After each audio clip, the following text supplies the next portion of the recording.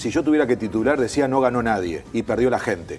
Porque la que le está pasando mal en Venezuela es la gente. Y creo que el sistema político, la oposición y el gobierno no consiguen sacar a Venezuela de esta crisis que además es económica. Y miren, si va a llevar tiempo sacar de la crisis política, después sacar de la crisis económica va a ser un gran drama. Entonces, y el éxodo, es como que la gente vota con los pies, ¿no? Es decir, ya casi 2 millones de personas que se fueron. Sí. Es una situación que a mí realmente me indigna porque creo que es la demostración de cómo, en este caso, el sistema político no consigue bajar la pelota y dejar de darse el triunfo a uno mismo. Porque uno puede, justamente, dependiendo a qué medio le quiere escribir, dar la lectura para un lado o para el otro. Uno puede decir, se decía en el propio informe, ¿no? El mayor knockout, ¿no? Tuvo la mayor distancia con los demás. Ahora, Maduro decía que iba a tener 10 millones de votos y llegó a 6. Sí. La oposición, que también dice, ¿no? Decía que iba a haber un 80% de abstencionismo y votó el 46%. Entonces, ninguno tiene razón. Al final, ninguno gana. Entonces, creo que lo que está demostrándose en Venezuela es que, y además va a durar, porque ni Maduro puede decir ahora, bueno, gané y sigo para adelante, ni la oposición, que está dividida, que tiene además a un candidato que se terminó presentando, puede decir, vamos a movilizar en la calle y parar esto. Entonces, ¿cómo se sale de esa situación? Que yo repito, es donde no gana nadie o donde es un empate permanente. El año pasado todos decíamos, esto necesita de una votación, de una elección. Incluso había mucha presión internacional diciendo que de una vez por todas Maduro convocara elecciones. Las convocó y no funcionó. Porque de aquí no sale legitimado el gobierno y miren que estamos hablando de 6 años de gobierno. Hasta 2025.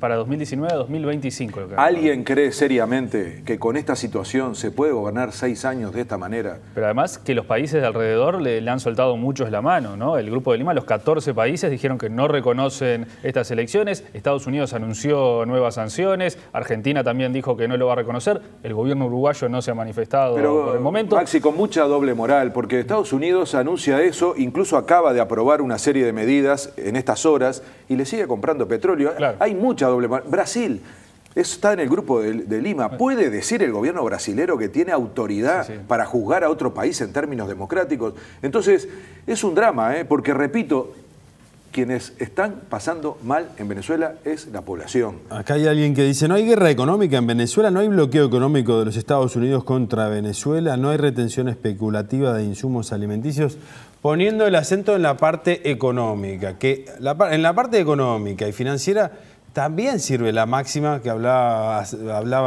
hace un rato fuera de micrófonos, divide y reinarás, es decir, mantener un grado de dependencia externo, generando esta polarización en la interna de Venezuela, le sirve a muchísima gente que puede, por ejemplo, quedarse con parte del petróleo, que puede realizar préstamos, pero bueno, es una realidad.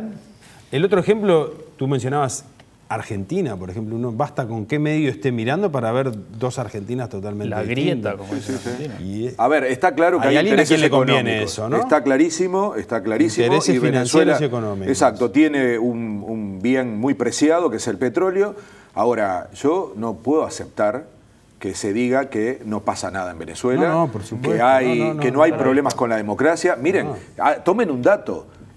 A Maduro no solo no lo votó la oposición, tampoco lo votaron muchos chavistas de toda la vida, entre otras cosas, por eso tuvo la votación más baja en relación a sus propias votaciones anteriores. Claro. Hay problemas allí, hay que encontrar una forma de diálogo. Tampoco sirve, y espero que no ocurra en Uruguay, que nos sumemos a esa polarización y empecemos a discutir en Uruguay quién tiene razón, que también tiene que ver con un cálculo electoral interno y no tanto con preocuparnos cómo ayudamos a Venezuela de salir de esta especie de callejón sin salida, en donde al final, repito, quienes pagan el precio es la población. Ahora, ¿qué pasa en Venezuela, Álvaro, con ciertos amagues que se dan como de que se va a salir? Como por ejemplo fue en su momento cuando la oposición logra ganar las elecciones legislativas, se mete en la Asamblea Nacional, después la Asamblea Nacional es desplazada y asume la Asamblea Nacional Constituyente. Se dice que va a haber un diálogo, se juntan un par de veces, después no se juntan. Maduro dice estoy abierto a hablar con Estados Unidos, después no habla con Estados Unidos. Es como que están permanentemente en ese arranque y no arranco. Sí, y además un país partido a la mitad y eso es lo que tiene que quedar claro, ninguno se puede llevar puesto al otro. Es decir, o encuentran una solución que permita un acuerdo, que yo adelanto, va a ser seguramente con el visto bueno de los militares. Si hay algo que en Venezuela nadie cuestiona, ni la oposición ni el gobierno, es el rol de los militares. Algo que aquí a nosotros nos caería muy mal, ¿no? Pero en Venezuela es así y va a seguir siendo así. Maduro saludó a los militares y dijo gracias por haber garantizado la elección, bla, bla, bla. Lo que estaba diciendo es, sigo necesitando de ustedes, y dio una señal. La oposición nunca critica todo, menos a los militares. Es lamentable, pero va a terminar creándose la situación de que van a laudar la situación de la gobernabilidad futura. Entre otras cosas, porque en Venezuela los militares tienen un gran poder económico. Controlan prácticamente el 80% del sector público en materia económica. Entonces, todo eso nos va a implicar en algún momento una especie de sinceramiento de las dos partes, que hoy no tienen condiciones de liquidar a la otra, que repito, es un país que sigue quedando partido a la mitad. Hacías referencia a las elecciones anteriores. Recuerdo en los dos plebiscitos del año pasado. Sí. 7 millones el plebiscito de la oposición, 7 millones el plebiscito del oficialismo cuando se hizo la Asamblea Constituyente. No se puede vivir en un país partido a la mitad y querer negar a la otra parte.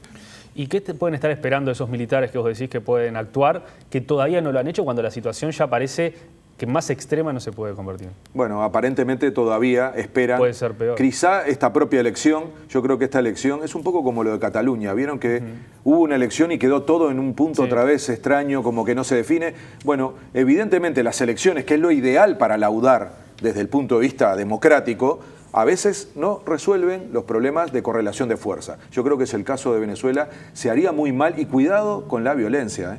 Yo creo que la otra derivada, que puede ser la peor, es que esto, que es muy complicado, apenas con una chispa genere algún tipo de violencia. Yo creo que ahí es donde seguramente un sector tan complejo, pero al mismo tiempo tan determinante en la historia de Venezuela como el sector militar, puede tomar cartas en el asunto. Para cerrar, Álvaro, ¿Maduro llega al 2025 como presidente de Venezuela?